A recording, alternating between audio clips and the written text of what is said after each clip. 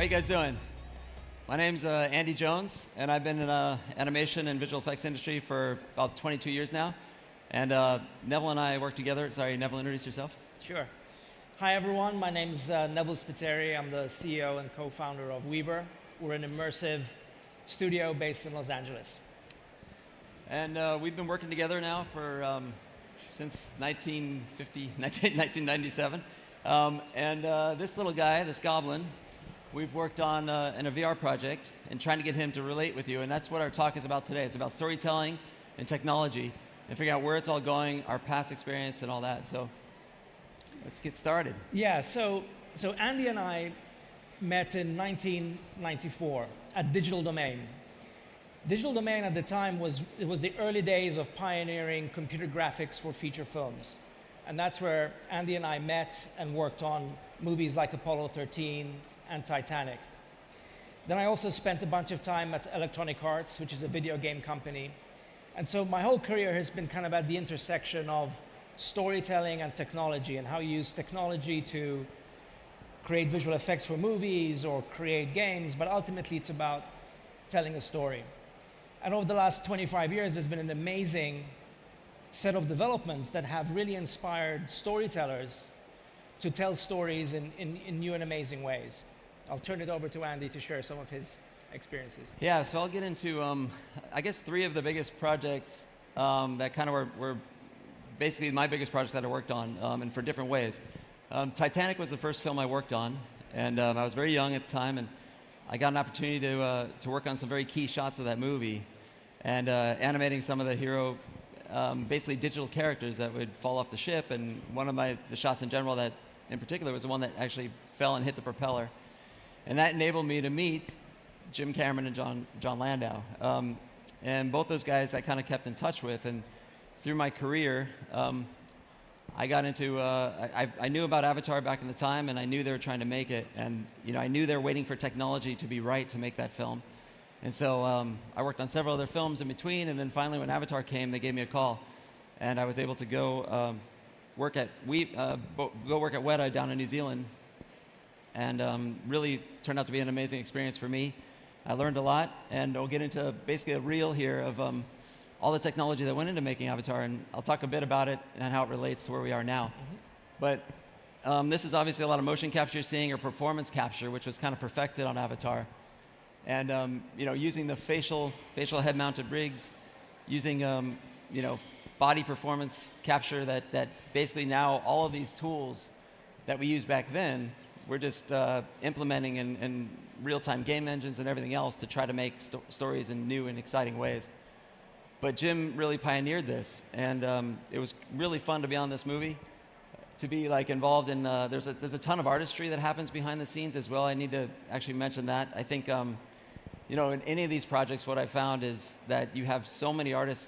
At Weta, we had 850 people working on Avatar, and there's so much artistry behind it, behind the technology, using all the tools, all the latest software, rendering techniques, everything to make what you see look as real as possible. And that's how you engage with the characters. I think for me, when I got into this industry a long time ago, Luxo Jr. was the first film that excited me, because they made me feel something about this desk lamp. And I remember thinking, that's something I want to do. I want to be able to create characters that make people feel something. And so every time when I'm getting closer with visual effects, it's like, if these characters feel real, I feel like you get a little more sense of connection to the audience. And so as we get further along, the more we can bring into these characters, the more details, the more lifelike realism, it felt like we're getting closer to making people really, connect emotionally to them. So anyway, this film, it was back in 2010, and it was really an amazing time for me. I had my son was born on this film down in New Zealand, so he's a Kiwi. No. And I think it was just it's an emotional time for me, and I felt like it was an emotional film for a lot of reasons, and it really seemed to connect with audiences, and it was fun to be a part of that. Absolutely. Here's just an image of the render quality, which is something that's so important that it gets a bit overlooked, but how the skin looks and how it renders in real time. And these renders took a very long time, but now we're getting to stages where CPUs and GPUs can be so fast that we can achieve some certain qualities in real time. So, and then back then we had digital makeup, things that weren't really done back then to digital characters. You had makeup, you had costume changes, you had hair changes, sweat on the skin, all that sort of stuff. And now I want to talk about Jungle Book. Basically, that was the last project I worked on. I'm currently on Lion King, which I'll mention a little bit about. But Jungle Book was an amazing experience for a lot of reasons. I'll play through this reel. But it was just getting characters to feel as realistic as possible. And then shooting, obviously we went through a whole virtual production part similar to Avatar, where we shot basically every shot of the movie before we went into the blue screen stage and shot Neil, our Mowgli. And as you can see up here, how we pieced that all together by shooting him on a blue screen and then actually starting to build the world around him, build the character performances around him. And we had to know what we were doing before we got in, otherwise we would have been lost. If you just go to a blue screen stage and shoot a kid without having a good blueprint for the film, you'd be in a lot of trouble. So it was nice to have all these technical tools and these virtual production tools to really help us tell this story. So we knew when we shot Neil, say for example, on that rotating wheel, that you would, we knew this shot was going to work, and we knew that we could put him in a jungle that's completely computer generated and have a bear walking right next to him, talking to him. So these are some of the facial controls that appear on the rigs we use. So a lot of this was hand keyframed. All of it actually was hand keyframed and animated by a team of very talented animators. But on top of that, we have a lot of people behind the scenes that are helping to do the skin simulation, the muscle simulation, fur dynamics.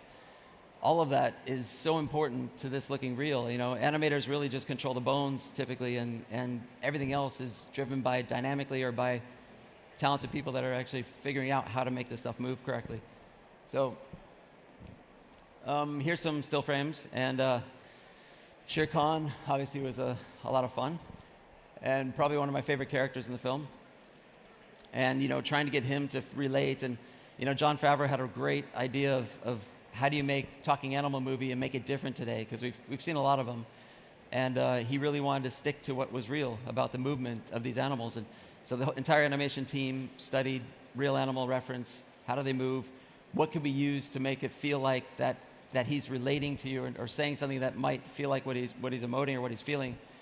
And so using real performance, using real in terms of physical muscle structure of their mouths, trying to use the real thing to actually pronounce words was tricky for the animators, but it kept it really subtle and made it realistic. So here's the clip. We can maybe turn it up if we have audio in the back. Man into the jungle. He's just a cub. Does my face not remind you of what a grown man can do? Shift your hunting ground for a few years and everyone forgets how the law works. Well, let me remind you, a man cub becomes man, and man is forbidden! What do you know about law? Raksha. Hunting for pleasure, killing for power. You've never known law. The cub is mine. Mine to me, so go back to where you came from, you burned beast.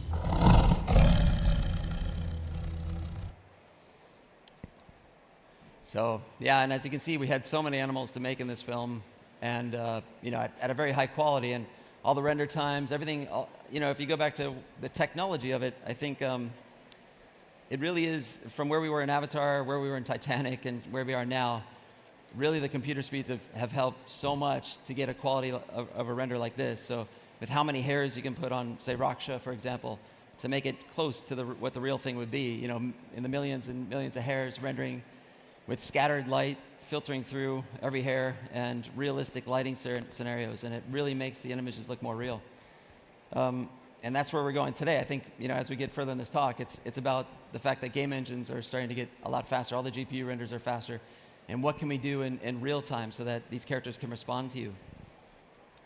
So I'm going to hand it over to Neville here.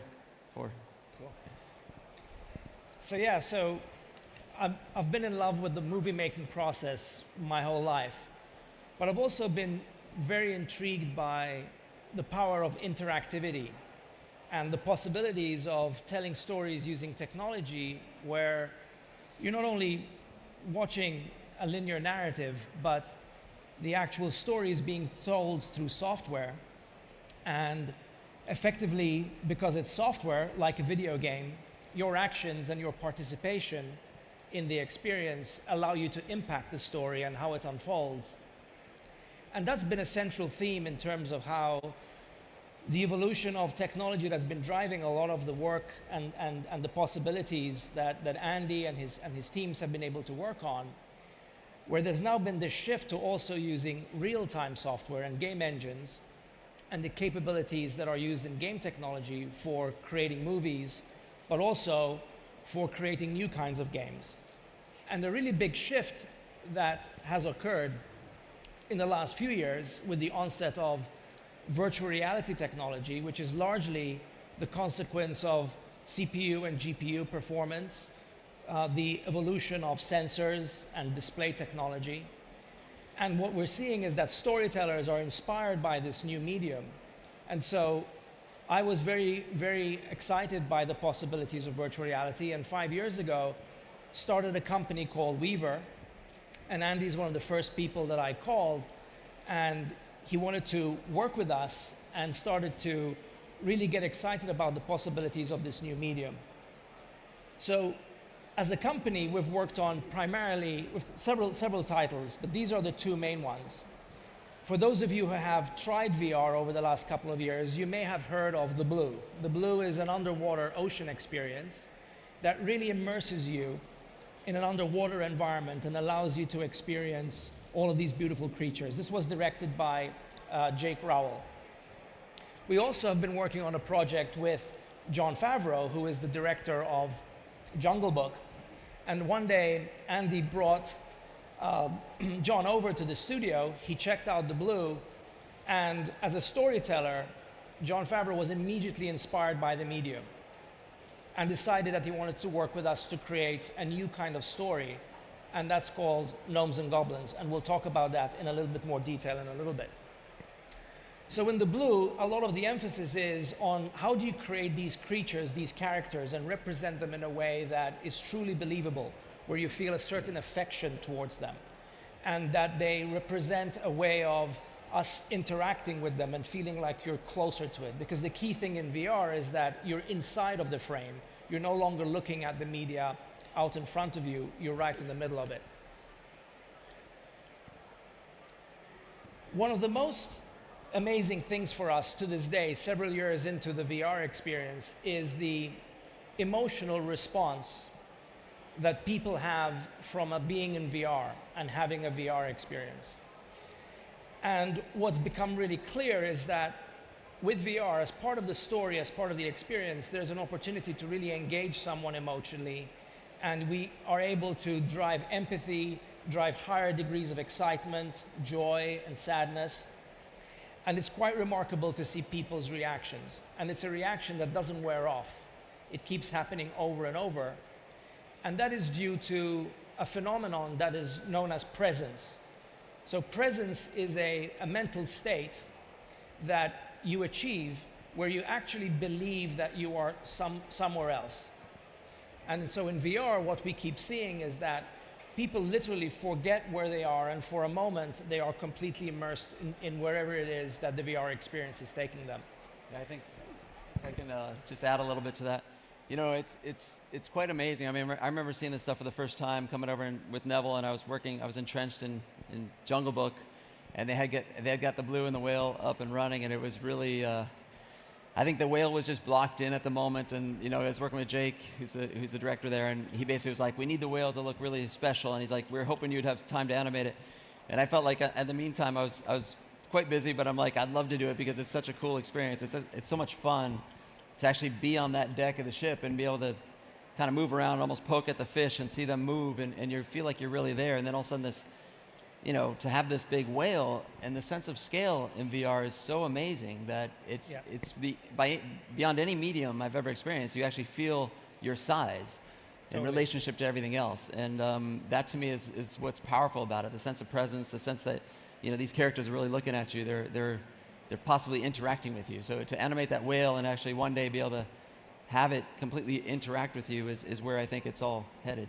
Go ahead. And it's really hard to actually talk and describe VR it's really one of those things you have to have the experience in order to really get a sense of scale that we're talking about.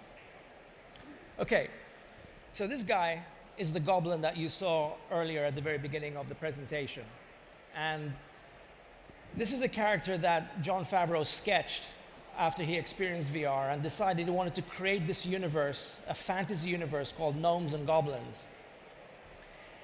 And the question that we asked ourselves at the beginning of this journey is, can we create a character that we can develop an emotional connection with when that character is driven by AI, by artificial intelligence, in a virtual reality setting, so that we can really bring that character to life? And one of the things that Andy first noticed when we started working on the project is the importance of the eyes as the starting point of achieving connection, a connection between you and another person, or you and the character. So we spent a lot of time really finessing the software of the character so that he was aware of where you were. He understood if you were approaching him quickly or slowly. Yeah. And we started to layer in also knowledge systems about certain objects that he likes and doesn't like. So he happens to really like peaches. And so one of the experiences that you have to actually pick a fruit from the tree and give it to the goblin, and he'll accept it and take it from you and then give you a gift as a result of that. In addition to the core systems that we build, which are all software driven, at the end of the day, you still need to have a sense of personality in the character. And that really comes from an animator, from someone like Andy, who really understands the signature qualities that are going to kind of breathe life into the character. So we combined a lot of these elements of traditional keyframing and software. So this is an actual playthrough, a playthrough of someone in VR on a Vive headset. And what you can see there is the hand controller. So this is all from the point of view of someone in the experience. And you can see, here's the goblin who notices you, and he's quite shy initially. So you have to approach him slowly, and over time the AI system learns your behavior and then starts to respond to you in a different way. Here's the moment where he's kind of indicating to you that he really likes the peach. And a lot of the time and effort that went into creating the experience from a storytelling perspective, and John talked about this all the time, is in VR it's not a game and it's not a movie either. It's a new kind of storytelling experience where you have the same elements of interactivity that you have in traditional games and video games, but ultimately the opportunity is to still take you as a visitor or as the audience through a whole narrative, very similar to storytelling in film. Okay, we spent a lot of time also really looking at the environments and making the whole world feel really realistic. That was a big part of what we did with Gnomes and Goblins.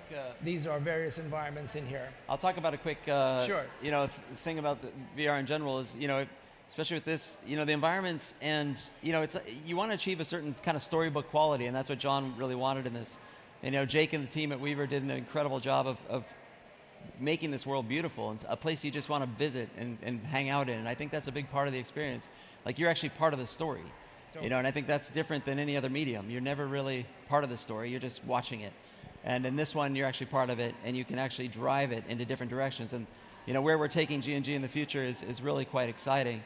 So it's, you're really part of the story, and you can kind of drive it in different directions based on your likes and dislikes of what you like to do, basically, in that environment. So. Totally. And I'll briefly talk about Lion King, and where I can't say too much about it, but we're currently entrenched in it, and we're using a lot of the same technology that we developed, and we're adding to it, and basically increasing. We're using Unity game engine to basically shoot the film in virtual reality, which is one of the first projects to kind of really do that at this scale. It's quite exciting. We have Caleb Deschanel, our DP, who's like a really old, traditional DP, shot a lot of great films. He's in there, his first time experiencing virtual reality, and he's in the goggles, set scouting with us and figuring out where he wants to put his cameras.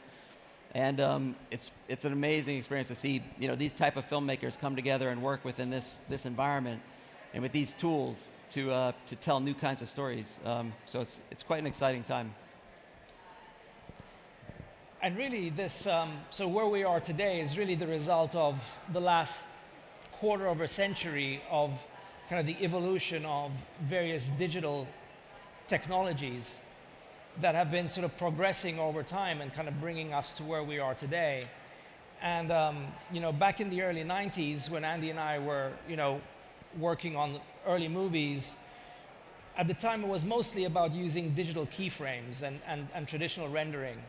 And then over time we started to introduce real-time software systems, physics engines and game engines that allowed interactivity and those capabilities.